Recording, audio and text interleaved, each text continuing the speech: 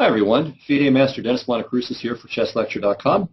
Today we're going to take a look at a game between comparatively unknown players, although White is in fact a good, solid grandmaster from Germany, Florian Handke. His opponent is a Polish IM named Piotr Murdzia. At this point they were both IMs, I think. The game was played in a tournament in Hamburg back in 2002.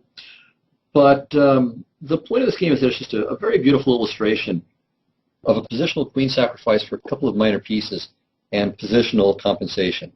Before we look at this game in depth, I'll show you an alternative or another game that's probably a bit more famous, or at least show you the beginning of it. You can find the full game in the notes, and probably many of you are familiar with it already.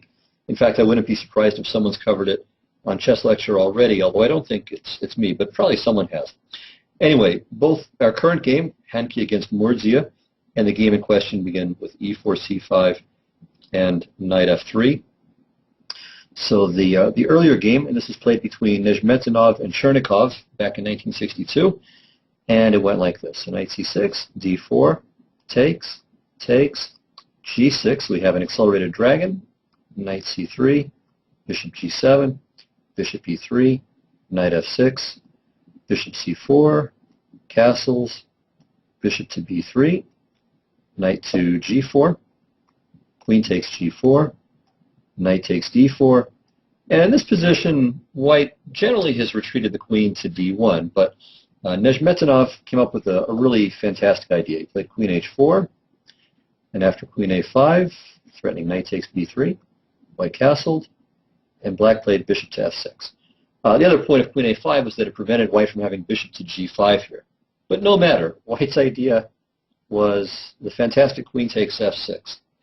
And the point is, after e takes f6, which didn't happen, Black played knight to e2 to make White waste a little bit of time. But let's say e takes f6, bishop d4. White only has two minor pieces for a queen. I mean, it's the equivalent of being a full piece down. But these bishops are spectacular, and White is going to play knight to d5 with all kinds of pressure against f6, and ideas like bishop takes f6 and knight e7 mate are already threatened. So White has really fantastic compensation. In the game, Black played the more accurate knight to e2 check, knight takes e2, and then e takes f6. But even so, White was willing to just play knight to c3 and play the position down a tempo or so from what he had before. But nevertheless, from a practical standpoint, his compensation was excellent, and Najdorf went on to win just a really beautiful, brilliant game.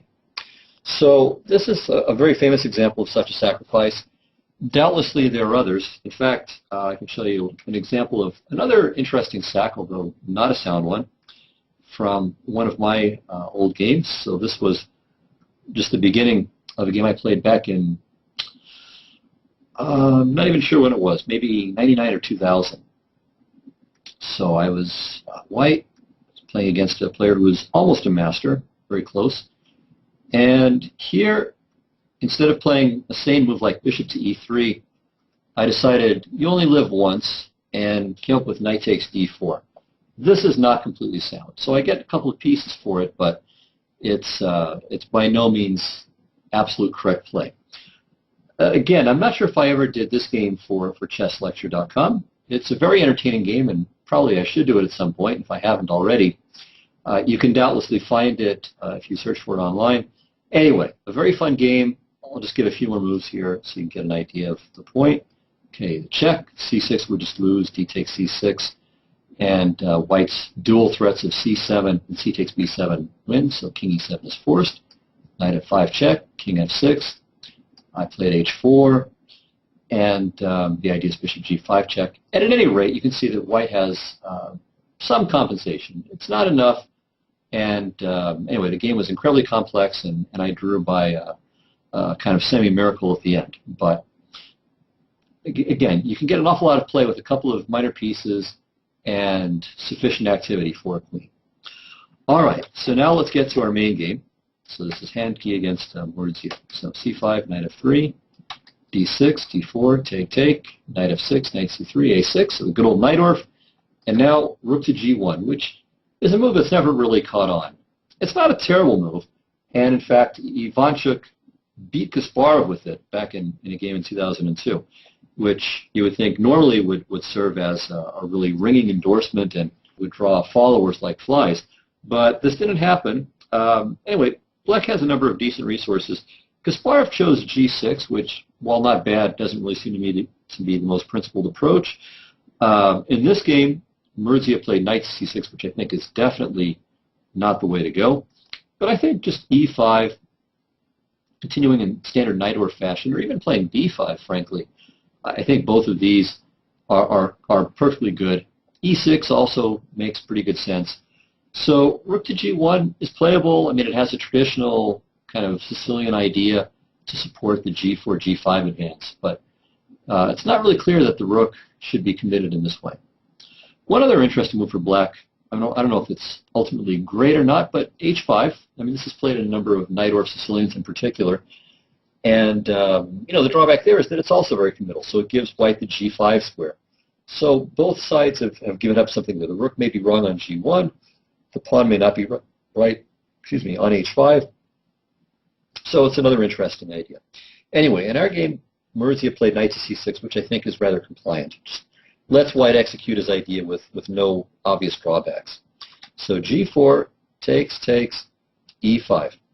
And the idea of playing e5 is that while it surrenders the d5 square, which is very much a possibility, or very much a possible asset for white, the idea is to play bishop to e6 next, and to be able to meet g5 with knight to d7. So he's simply looking to make sure that his pieces can all reach decent squares. So he wants to make sure that all the minor pieces are happy, even if it comes at the cost of some weakening of the d5 square.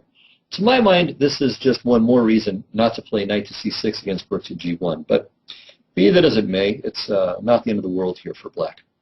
All right, now normally white has played queen to d1 with exactly the continuation that I mentioned. Bishop to e6, g5, knight to d7, and now various moves have been played. Queen f3 was played, I think, in one fairly high-level game. Bishop to e3 is, I think, the usual move, and also the computer's choice if you check it out there. And white should be a little bit better. I mean, I don't think black has any real compensation for white's control over the d5 square.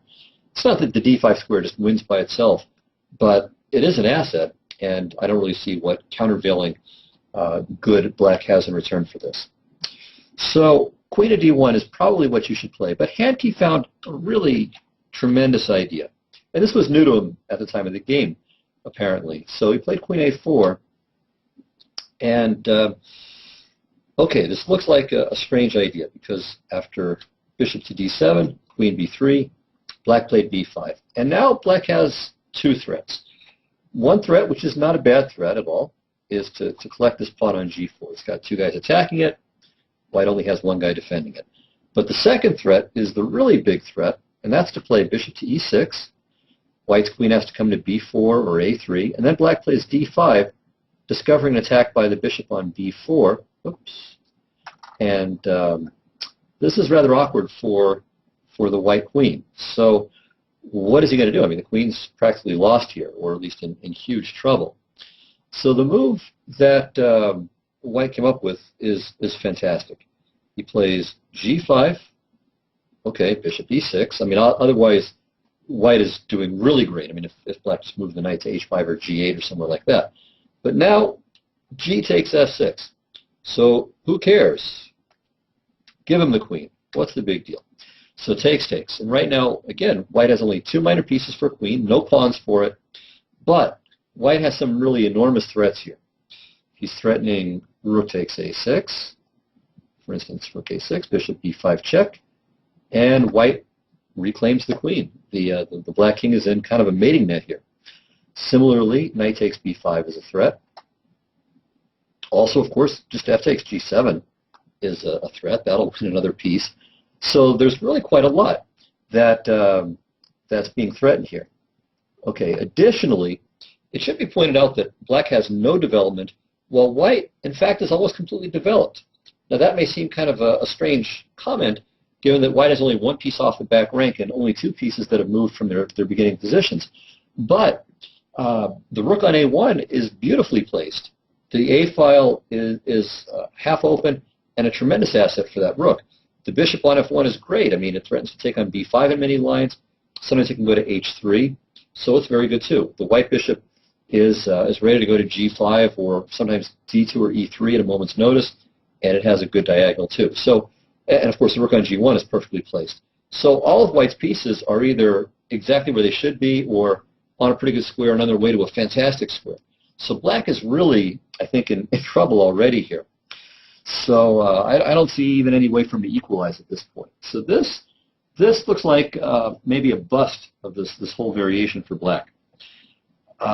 So black's got three choices here: either g6, or g takes f6, or queen takes f6. So let's hit these in turn. If g6, well, white just gets on with it. Rook takes a6, and if black takes the rook, then check, and we take the queen. And then let's say something like just king e2 to get the king off the back rank, and then play bishop e3 or somewhere like that. And white is just much better here. So white's clearly better here. He's got, I think, 2 pawns for the exchange and just a dominating position. I mean, what is this bishop doing? I mean, he's going to have to play h5 to play bishop h6. And so that takes a couple of moves. And then when the rook recaptures, assuming it does, then it's going to take that piece a couple more moves to get back into play. So really, this position is just fantastic for white. Okay. If instead of rook takes a6, black tries the move queen to c8, well, this is, of course, good for white too. Bishop b5 check, king d8, rook a8, queen a8, and again, just king e2 to get everything connected. And white is, again, much better here. Everything's protected. See, the thing is, when you've got a position where you have, let's say, a queen against a bunch of little guys, what determines who's better most of the time is simply this. Are the little guys all secure? Are they all protecting each other? So if they're loose, then the black queen, or well, the side with the queen, whoever it is in the game, will often be much better by using the queen actively to threaten all these different loose pieces that are strewn all over the board. But when everything is compact and everybody's defending everybody else, there's nothing for the queen to do. She needs helpers. So the little guys can all fight together. They can all coordinate themselves against various targets, whereas the queen can't coordinate. She's just one piece. So you need multiple pieces for coordination. And so here, with all of white's army really very secure, white just needs to finish developing, and then black is going to experience some serious difficulties. So this is very good for white. Okay, well, how about g takes f6? How does this one fare? Well, white's doing well here too. Start with knight to d5, threatening a couple of different things here. So rook takes a6. So the knight is doing the job the pawn on f6 did. So rook a6, bishop b5 check, and goodbye queen. And even for more material, because this time there's knight f6 check, and you get the queen for free. So that's a big threat. Another idea for white here is to play bishop to d2, threatening bishop a5, and then either knight c7 or knight b6, depending on where the queen goes and what else is happening. So a lot of big problems. Also, notice when the queen leaves, there may also be knight takes f6 check. So this is serious. Yeah, what you should not do is play rook takes a6, but you can check that out in the PGA. So from here, it seems that black's best is queen to c8, which is not really, at first sight, a desirable move, as it's hanging both knight to b6 and knight f6. But the queen wants to come into c2, and then it can threaten to take on e4, and hope for some counterplay. So a very nice move here for white is rook to g3. And you can see, again, more avenues coming available to white's army. So the threat is rook c3, and then knight c7 check. If queen takes c2, then white wins like this. Knight f6 check, king e7, knight to d5 check, say king d7, bishop h3 check. Okay, now king e8. But that wasn't bad for black because the bishop on f1, we got rid of the bishop takes b5 ideas. So now, though, bishop to f5, simply defending this pawn on e4. White is ready to play rook to c3, just trapping the queen. And black is, I think, probably losing here. Rook c8 is forced, takes, queen takes, knight e3, bishop h6. Sorry about that. Yeah, not queen takes c8, but queen takes e4 check. Now knight e3, now bishop h6. Here bishop f5, queen b7, and knight to g4. And black is maybe not quite lost here, but he's close to lost. Again, he just doesn't have any really serious targets, and yeah, this is just a huge problem for him. So black is in deep, deep trouble here. Maybe not quite lost, but pretty close. All right, so that is what happens. Let's go back. In case of g takes f6, knight to d5, and queen c8, rook c3, excuse me, and then queen takes c2. So the better move is king to d8. But now, all right, well, now not rook to c3. So rook to c3, queen g4, and white's coordination gets messed up a little bit. So the best move here is to play bishop h3 first, queen c2. Okay, and now we just take time out, bishop f5, protecting the e-pawn. Again, we threaten rook to c3, trapping the queen. So rook c8 once again. Okay, now bishop to d2, threatening bishop a5 check, maybe threatening rook c1. Probably there's nothing better at this point for black than to play b4. Okay, now rook takes a6. And it's just, you know, white can play very patiently here. Black is really not going anywhere. The bishop on f8 is dominated. It can't come out safely, really. As long as it's stuck, the rook on h8 is stuck. And there isn't any penetration for the black rook from c8 into white's camp. So after rook a6, let's say queen b1 check, king e2, queen back to c2, knight takes b4, queen c5, rook c3, and you know, this is just devastating. So here, rook c8, and this is just the end of the game. All right. Actually, no, sorry, I goofed up here a little bit. Yeah, after queen to c5, we take this guy. All right. Bishop c8, queen c8, rook a7, locking in the black king. Okay, now queen c5, now rook c3. Okay, queen b4, rook c8, king c8, bishop b4. And it's easy to lose track after all of these captures, but material is right now dead equal. However, black is losing the f7 pawn, and when he loses that, this guy's likely to drop. This guy's always going to be under pressure. The d6 pawn may be under a bit of pressure. So it would seem that white is winning in this position. So it's tough for black. I mean, there doesn't seem to be any real way to escape this bind. In the game, Murdzia tried queen takes f6, but now this bishop's going to be a start. So bishop to g5. Okay, here black's best is queen to e6, but I think he's still losing here as well. After bishop takes b5 check, ab, rook a8 check, king d7. Okay, first of all, materially, white is already doing pretty well now. But just to continue this variation, knight to d5, keeping black very badly constricted. Queen g6, rook to d8 check. Okay, now king e6, then knight c7 is a funny mate. So king c6, rook c8 check. Again, king d7 is going to lead to a mate like this. So no happiness for black there. And so that means king to b7 is forced. And now rook c7, king b8, f3.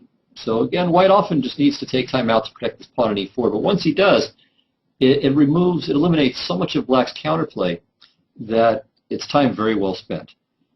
Now, here, of course, f6 does nothing because bishop e3 and the rook protects the queen. The bishop protects the rook against the queen. And there's the threat of bishop a7 check, king a8, knight to b6 mate. Ouch.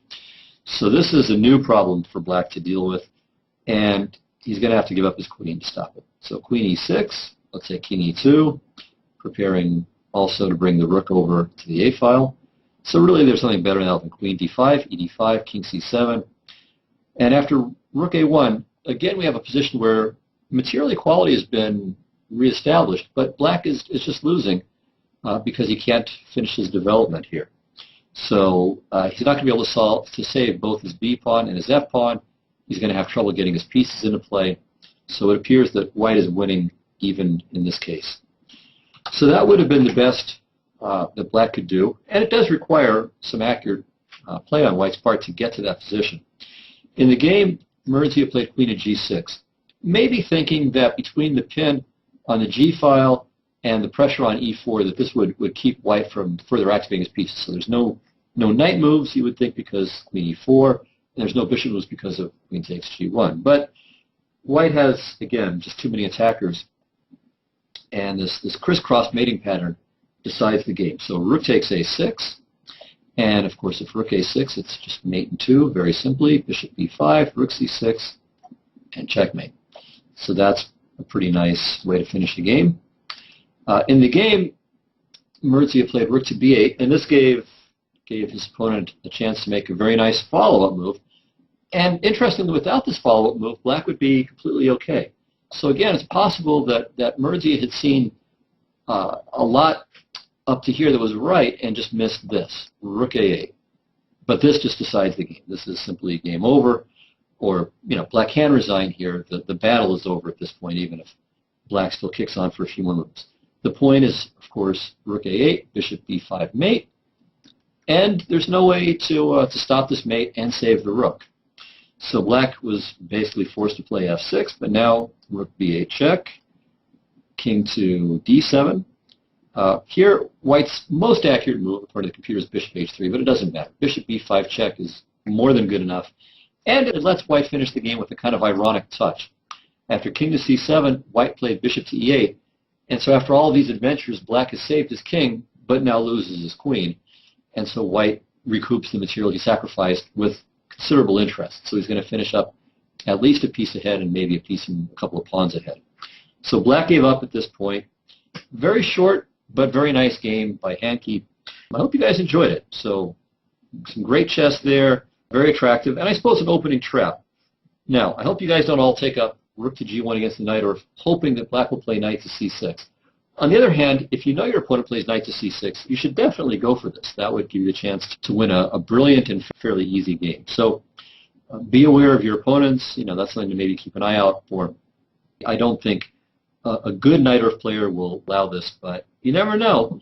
Murdzia was certainly not a bad player, but Handke beat him quite convincingly. Anyway, that'll do it. I will see you all next time, so thanks a lot. And until then, this is FIDE Master Dennis Monokroussos signing off for ChessLecture.com. Bye-bye.